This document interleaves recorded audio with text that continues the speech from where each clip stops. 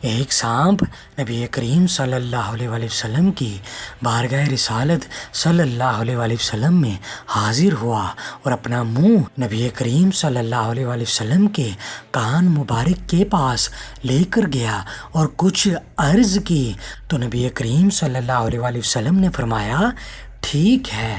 اس کے بعد وہ سانپ چلا گیا۔ حضرت جابر رضی اللہ تعالیٰ عنہ نے بارگاہ رسالت صلی اللہ علیہ وآلہ وسلم میں عرض کی اور اس کے بارے میں پوچھا کہ اس نے کیا کہا۔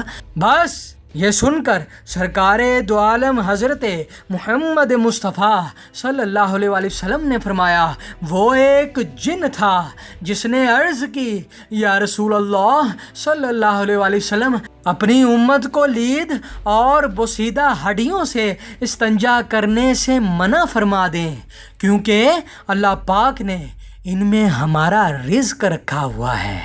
اللہ پاک ہم کو تمام احادیث پر عمل کرنے کی توفیق عطا فرمائے۔